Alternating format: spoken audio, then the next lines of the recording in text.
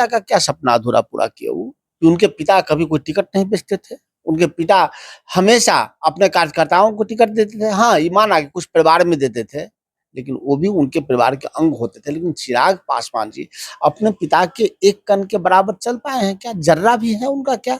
अगर वो बता दें कि ये 5 में से कोई भी एलजेपी के सदस्य हों जिनको वो टिकट दिए हों, तो मैं मान लूं कि रामविलास पासवान जी के पद चिन्हों पे चलते हैं। खुद तो पार्टी के राष्ट्रीय अध्यक्ष हैं। 4 की बात आप कीजिए, 5 की बात मत कीजिए। मैं 5 की बात करूंगा इसलिए कि उन्होंने अपने चाचा को हटा के उस सीट पर गए हैं, रामविलास पासवान जी के उत्तराधिकारी के रूप में गए हैं। आप देख रहे हैं 4 PM और मैं हूं अभिषेक मिश्रा। देखिए, बिहार में आरक्षण की वजह से, आरक्षण के मुद्दे को लेकर बिहार गरमाया हुआ है। इंडिया गठबंधन ये कह रहा है, इंडिया गठबंधन के बड़े बड़े नेता तेजस्वी यादव, लालू यादव, कांग्रेस के नेता ये कह रहे हैं कि अगर भारतीय जनता पार्टी सत्ता में चली आई, संविधान समाप्त हो जाएगा, आरक्षण समाप्त हो जाएगा। और इस गर्माहट को और हवा दे दी है तेजस्वी यादव के एक बयान ने, या यूं कहे कि तेजस्वी यादव और चिराग पासवान के बीच जो लड़ाई देखने को मिल रही है, जिस तरह से चिराग तेजस्वी आमने सामने हैं, उसकी वजह से गर्माहट और बढ़ गई है। दरअसल तेजस्वी यादव ने 2 दिन पहले कहा कि चिराग पासवान ने तो कभी कहा था कि संपन्न दलितों को आरक्षण छोड़ देना चाहिए, तो चिराग पासवान आरक्षण छोड़ दें। चिराग पासवान ने दावा किया कि मैंने ऐसा कभी नहीं कहा, और कानूनी कार्रवाई की बात भी उन्होंने तेजस्वी यादव के खिलाफ कही थी। हालांकि जनसत्ता और टाइम्स ऑफ इंडिया और ऐसे कई मीडिया रिपोर्ट्स हैं जिसमें चिराग पासवान के इस बयान का जिक्र है। 13 अप्रैल 2016 को चिराग पासवान का यह बयान प्रिंट हुआ है। तो इस पूरे विवाद पर हम बात करेंगे। हमारे साथ राजेश राठौर हैं, कांग्रेस के प्रवक्ता हैं और मुखर प्रवक्ता हैं। राठौर साहब, बिहार में आरक्षण को लेकर गर्माहट बढ़ी हुई है। अब चिराग पासवान करें हम कानूनी कार्रवाई करेंगे, हमने कभी नहीं कहा कि संपन्न दलितों को आरक्षण छोड़ देना चाहिए। हाथ कंगन को आरसी क्या, पढ़े लिखे को फारसी क्या। चिराग पासवान जी जो बात आरक्षण पर कहे हैं या कहे होंगे, वो तो मीडिया में आगे कहे होंगे। अब मीडिया में जो भी बात कही गई होंगी वो अपने आप में एक बड़ा प्रमाण है, चाहे वो प्रिंट मीडिया हो या इलेक्ट्रॉनिक्स मीडिया हो।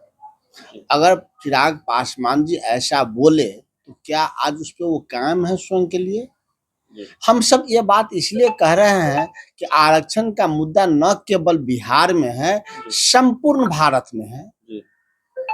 कि बार बार भारतीय जनता पार्टी के लोग और अभी भारतीय जनता पार्टी के बड़े नेता आचार्य प्रमोद कृष्णन ने एक भरी सभा में कहा कि हम जातिगत जनगणना और जात आधारित आरक्षण को हम खत्म करेंगे, हमारी सरकार मिलेगी बनेगी तो। ये भारतीय जनता पार्टी के नेता प्रमोद कृष्ण बोले हैं। साहब, मैं आपको बीच में रोक रहा हूं।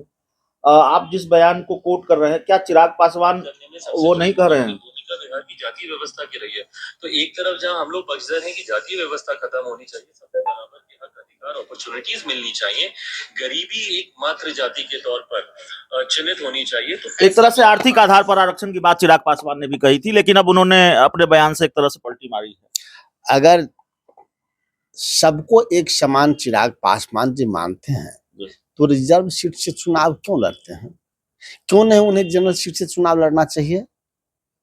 अगर सबको एक समान मानते हैं तो चिराग पासवान जी 5 सीटों में से एक अपने घर में जीजाजी को दिए और बाकी 3 सीटों का हिसाब वो दे पाएंगे देश और राज्य की जनता को?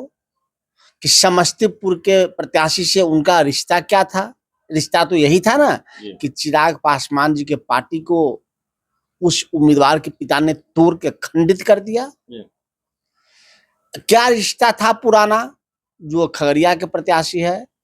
क्या रिश्ता बच गया जो वैशाली के प्रत्याशी हैं? चूंकि चिराग पासवान को छोड़ के चले गए, तो चिराग पासवान जी को एक ही रिश्ता है, वो बड़ा रिश्ता है, वो धन का रिश्ता होता है, मन का रिश्ता नहीं। अगर मन का रिश्ता होता तो 5 टिकट में से कोई एक तो होता जो आप कह रहे हैं टिकट बेच दिया, धन की बात आप कर रहे हैं।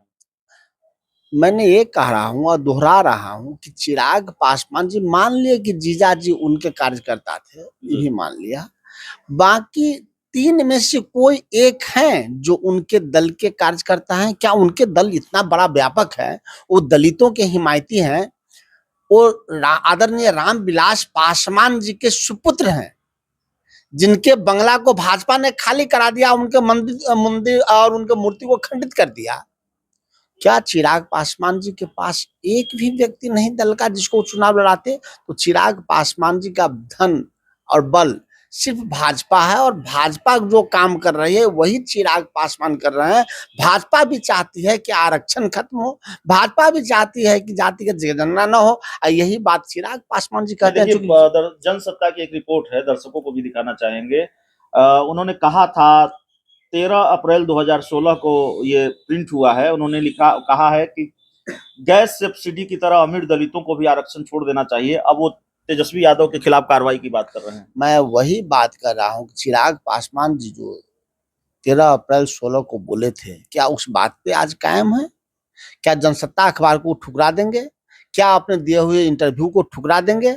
उन्होंने प्रिंट मीडिया और इलेक्ट्रॉनिक मीडिया में दोनों बातें आई हैं, तो आज क्यों नहीं चिराग पासवान उस पर कायम है? इसलिए नहीं कायम है कि चिराग पासवान का जनाधार खसक गया है। उनके पिताजी का बड़ा जनाधार था, सिर्फ इसलिए कि रामविलास पासवान जी दलितों के हिमायती हैं, अंबेडकर के पूजने वाले थे, लेकिन आज अंबेडकर से कहीं न कहीं बहुत दूर चले गए हैं चिराग पासवान। इनका उद्देश्य सिर्फ वही उद्देश्य रह गया है जो भारतीय जनता पार्टी का है। भारतीय जनता पार्टी का एक उद्देश्य है कि बाबा साहब भीमराव अंबेडकर के संविधान को खत्म करना और आरक्षण को खत्म करना। जब तक राहुल गांधी इस धरती पे है, जब तक कांग्रेस पार्टी है, तब तक इस धरती पे कोई पैदा ही नहीं लिया कि बाबा साहब भीमराव अंबेडकर के संविधान को बदल दे और दलितों, गरीबों, शोषितों के आरक्षण को खत्म करे। डर तो नहीं लग रहा चिराग पासवान को कि कहीं आरक्षण पर दिया गया जो उनका बयान है, आप लोग लोकसभा चुनाव में भुना लेंगे? आने वाले समय में विधानसभा का चुनाव भी है। 2015 में तो मोहन भागवत के बयान को आप लोगों ने खूब भुनाया और इसका नुकसान भी एनडीए को हुआ। तो यही डर तो नहीं है चिराग पासवान को? ये चिराग पासवान जी किसी दलित, शोषित, वंचितों के हिमायती हो ही नहीं सकते, क्योंकि उन्होंने गरीबी देखी नहीं, दलित के बस्ती में उन्होंने सोया नहीं। रामविलास जी दलित बस्ती से निकले थे, वो दलितों की बात करते थे। वो तो कह रहे हैं पिता के अधूरे सपने को हमको पूरा करना है। पिता का क्या सपना अधूरा पूरा किया? वो उनके पिता कभी कोई टिकट नहीं बेचते थे। उनके पिता हमेशा अपने कार्यकर्ताओं को टिकट देते थे। हाँ, ईमान आगे कुछ परिवार में देते थे, लेकिन वो भी उनके परिवार के अंग होते थे। लेकिन चिराग पासवान जी अपने पिता के एक कण के बराबर चल पाए हैं क्या? जर्रा भी है उनका क्या?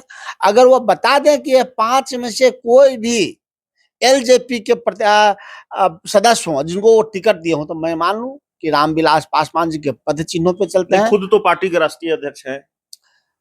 4 की बात आप कीजिए, 5 की बात मत कीजिए। मैं 5 की बात करूंगा इसलिए कि उन्होंने अपने चाचा को हटा के उस सीट पर गए हैं, रामविलास पासवान जी के उत्तराधिकारी के रूप में गए हैं। लेकिन मैं समझता हूं कि रामविलास पासवान जी के पुत्र के रूप में जरूर गए हैं, लेकिन रामविलास पासवान जी के उत्तराधिकारी कोई वो व्यक्ति नहीं हो सकता है जो आरएसएस की गोद में जाके बैठ जाए, जो गोडसे के पुजारी हो, जो आरक्षण खत्म करने की बात करते हो, जो संविधान खत्म करने की बात करते हो।